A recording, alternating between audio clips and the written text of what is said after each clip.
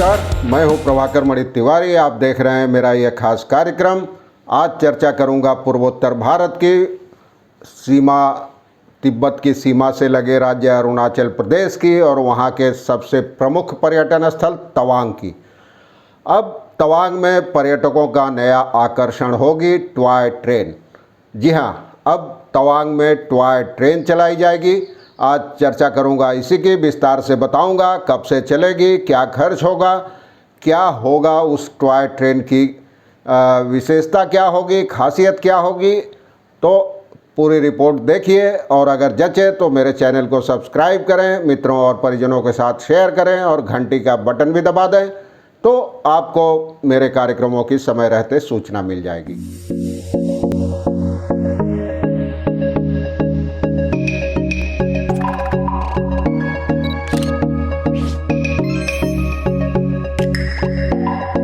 जैसा कि आप जानते हैं, पूर्वोत्तर में तिब्बत की सीमा से सटा अरुणाचल प्रदेश का तवांग इलाका वर्षों से, दशकों से, लंबे समय से पर्यटकों के आकर्षण का प्रमुख केंद्र रहा है। अब वहां भी Darjeeling Himalayan railway, Nilgiri mountain railway और कालका शिमला रेलवे की तर्ज पर टॉय ट्रेन चलेगी। मुख्यमंत्री पेमा खांडू ने हाल में पूर्वोत्तर सीमांत रेलवे यानी एनएफ रेलवे को इस परियोजना के लिए हरी झंडी दिखा दी है। सीमा पार चीन की ओर से आधारभूत परियोजनाओं में लगातार तेजी को ध्यान में रखते हुए और तवांग को पर्यटकों के लिए और आकर्षक बनाने के लिए, लोकप्रिय बनाने के लिए ही यह परियोजना शुरू करने का फैसला किया गया है। अब इसी सप्ताह एनएफ रेलवे के अधिकारी इस परियोजना के सर्वेक्षण के लिए राज्य का दौरा करेंगे। रेलवे अधिकारियों ने 6 महीने के भीतर परियोजना पूरी करने का भरोसा दिया है। टॉय ट्रेन चलाने के अलावा सीमा पार की चीन की गतिविधियों को ध्यान में रखते हुए तवांग तक रेलवे लाइन बिछाने की परियोजना को भी तेज करने का फैसला किया गया है। फिलहाल राजधानी ईटानगर से 10 किलोमीटर दूर स्थित नाहरलागुन रेलवे स्टेशन तक ही ट्रेन जाती है। उसे रेलवे नेटवर्क से वर्ष 2014 में जोड़ा गया था, यानी 7 साल पहले। क्या है ये टॉय ट्रेन परियोजना?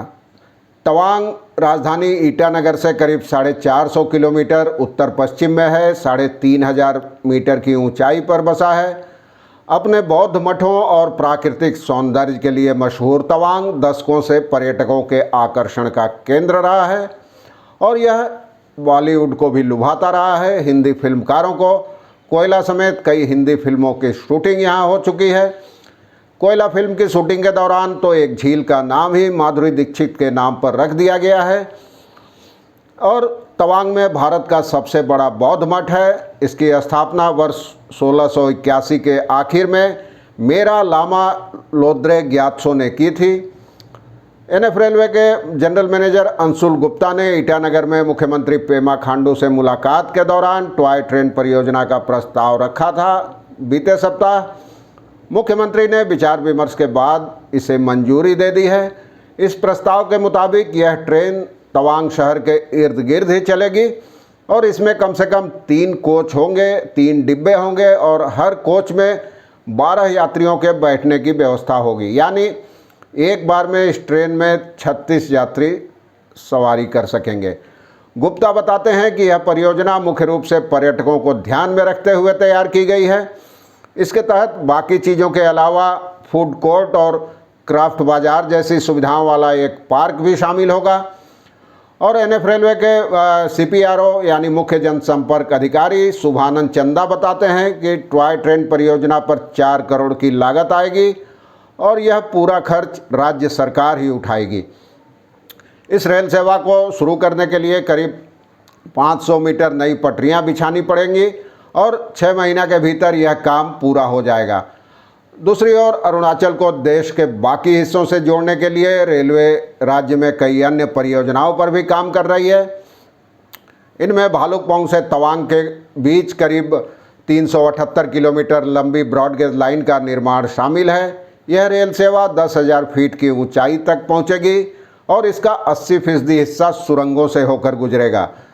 रेलवे का कहना है, रेलवे अधिकारियों का, कि भालुकपोंग तवांग लाइन का निर्माण सबसे चुनौतीपूर्ण है क्योंकि यह 500 से लेकर 10,000 फीट तक के इलाकों से गुजरेगी। एक अधिकारी बताते हैं कि अरुणाचल के से सटे जो तिब्बत की सीमा है, वहाँ चीन ने हाल में आधारभूत परियोजनाओं का निर्माण काम काफ़ी तेज़ कर दिया है। इसलिए भारत सरकार ने भी सीमावर्ती इलाके में कनेक्टिविटी बेहतर करने की योजना बनाई है। इसके तहत सामरिक महत्व की 3 रेलवे परियोजनाओं पर काम चल रहा है, जिनमें भालुकपोंग से तवांग के अलावा असम के मुरगोंग सेलेक से लेकर अरुणाचल के पासीघाट और असम के सीलापथार से लेकर अरुणाचल के बाने के बीच रेलवे पटरियां बिछाई जाएगी। इन तीनों परियोजनाओं की अनुमानित लागत 50,000 से 70,000 करोड़ रुपए तक आंकी गई है। और रेलवे अधिकारियों के साथ बैठक में अरुणाचल के मुख्यमंत्री पेमा खांडू ने राज्य में रेलवे सेवाओं को बहाल करने की भी मांग उठाई। कोरोना की वजह से बंद रेल सेवाओं को अब तक शुरू नहीं किया जा सका है। इस बैठक में नाहरलागुन गुवाहाटी के बीच चलने वाली शताब्दी एक्सप्रेस और नाहरलागुन से दिल्ली के बीच चलने वाली एसी एक्सप्रेस को 1 सितंबर से चलाने का फैसला किया गया। मुख्यमंत्री ने रेलवे अधिकारियों से नाहरलागुन से चेन्नई होते हुए बेंगलुरु तक सीधी ट्रेन सेवा शुरू करने की भी मांग उठाई।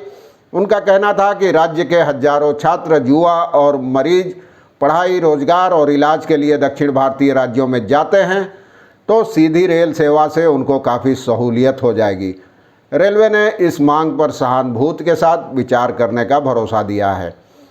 आज के लिए बस इतना ही। देखते हैं टॉय ट्रेन सेवा कब शुरू होती है, लेकिन शुरू होने के बाद निश्चित ही पर्यटकों के आकर्षण का प्रमुख केंद्र बनेगी और ज़्यादा पर्यटक तवांग का रुख करेंगे।